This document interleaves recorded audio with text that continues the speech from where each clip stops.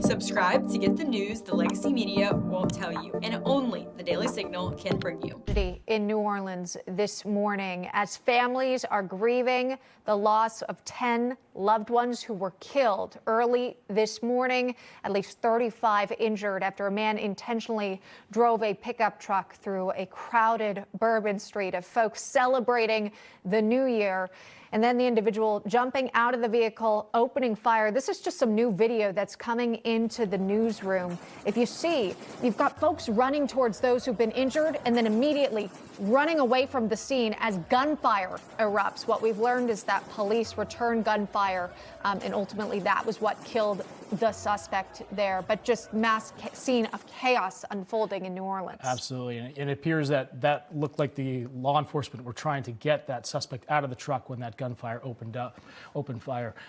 Join us now. Let's bring in Ben Weingarten. He's a senior contributor with The Federalist, and Tony Kinnett is an investigative journalist with The Daily Signal. I want to get to this, though. Louisiana Governor Jeff Landry posting this morning, quote, "A horrific act of violence took place on Bourbon Street earlier this morning.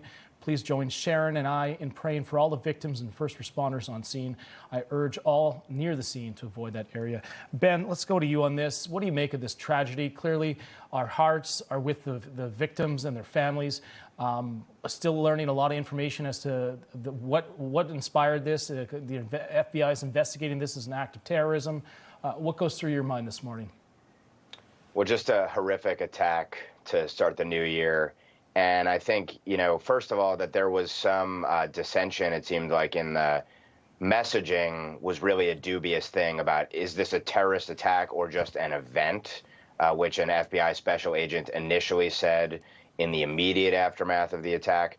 But I think all we can go on at this point is the fact pattern. And the fact pattern is that car rammings are a common tactic of jihadist groups. The IEDs certainly speak to someone who potentially had some kind of sophisticated plan.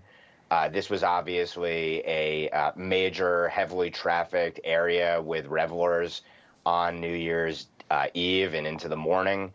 And then beyond that, obviously, the shootout with the cops as well, combined with this potential flag, which there's sort of competing reports on what that might have indicated, whether it was a jihadi symbol or not. That all of those points, combined with the fact that we know the FBI is investigating this as a terrorist attack, combined with, I think, quite frankly, the lack of a name and identity, all of those points point in favor, I think, of this being a jihadist attack. But obviously it's speculation, and we'll have to see. But I think it's very clear this is almost definitionally domestic terrorism, because there was a planned and coordinated attack. And one has to doubt that this was senseless, that there was no objective, given the manner and the tactics that we saw take place here. Yeah, the details that we've learned has allowed us to come to somewhat of conclusions. And you're right, Ben, of course, waiting for confirmation. But the fact that the suspect had explosive devices, had weapons, was able to ram through barriers, to run over individuals, innocent people. And of course, Tony, we'll wait to see more about who the suspect is and the motivations that they have.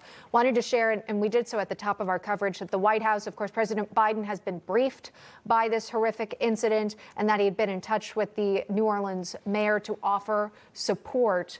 But what happens next, and how does the president assure that, this country, folks are able to celebrate these events in a safe manner? I think that there are two key points that need to be made, and Ben touched on this in the beginning of his statement.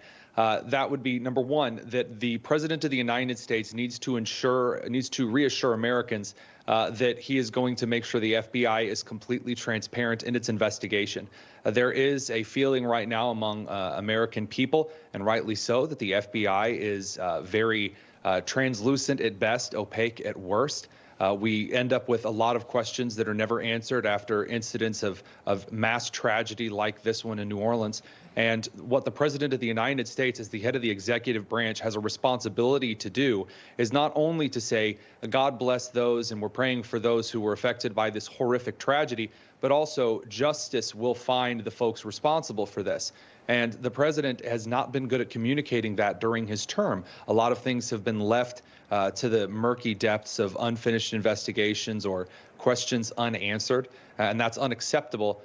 Number two, I think, and this is extremely key as far as what needs to happen next, I believe that we need to make sure that for future events, every single large-scale gathering as a high priority target that needs to be protected from. When I was at the RNC, it was a pain to go through all of the security gates and all of the different police agencies and the Secret Service to get in, but I felt safer inside. We are in a new era of terrorism, partly because of the border and international policy at play, and because of that, even if we don't like it, right now, there are soft spots where this truck was able to drive around barriers or get around the permanent steel barriers in place.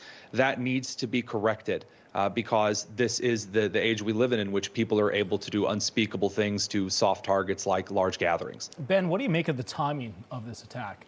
Happening overnight on New Year's Eve in an area where it's known to be popular. It's known to have a lot of tourists, New Orleans, Bourbon Street. What do you make of the timing of this? Well, again, to some extent, I go back to the fact pattern and the consistency of the fact pattern with jihadist attacks. And again, we'll have to see the identity of the perp. There's a nexus to jihadist organizations, foreign terrorist groups, etc. But obviously, if you're trying to instill maximum terror and fear, you pick a time where this is going to be the story that's covered. It's right in the dawn of a new year. It's in a major, major tourist location for maximum psychological damage and impact. So I think it's very salient, the timing of this, the location of this. And to Tony's point, soft targets need to be hardened. It's disgraceful that we're in a situation, and in no small part because of the immigration policies, that we have to think of these as soft targets as opposed to just American events and core locations on days like these. And we need reassurance that the executive branch will stop at nothing to take down jihadist organizations and other terrorist groups in this country, understanding that in a free country, in a free society, if there are crazed people or people who want to inflict maximum damage, it's very tough to defend against them and maintain our liberties. Absolutely. Ben Weingartner, Tony and Kenneth, thank you so much for coming on and being part of our coverage here today. Yeah, it's just, Thanks, thank you. It's just so tragic. Again, you think at this time of year, you've got folks who are off from work. They're just enjoying the holidays, the celebrations. You've gone from Christmas to New Year's, and now this is happening. And we can talk a lot about what needs to ensure safety for these sort of large-scale events. But I did want to point out just the immediate reaction that we saw from some of those New Orleans police officers, that as soon as they were alerted that something was not right, they did run in the direction of the fire. And of course, those who opened fire on the suspect. And then there were two officers who had been shot, of course, had heard at least earlier in the morning, and we're hoping we can get some more developments. You still have to wait a few more hours, unfortunately, but that they were in stable condition at the hospital. We don't have any updates on those victims, by the way, what their conditions are like, where exactly they're receiving care, but we do hope and pray that they're able to recover. And the 10 that are dead, they have not been identified yet, at least publicly. 35 others are in the hospital injured. There's also the ripple effect of this. There was a big football game that is still set to happen in New Orleans. That is the Sugar Bowl.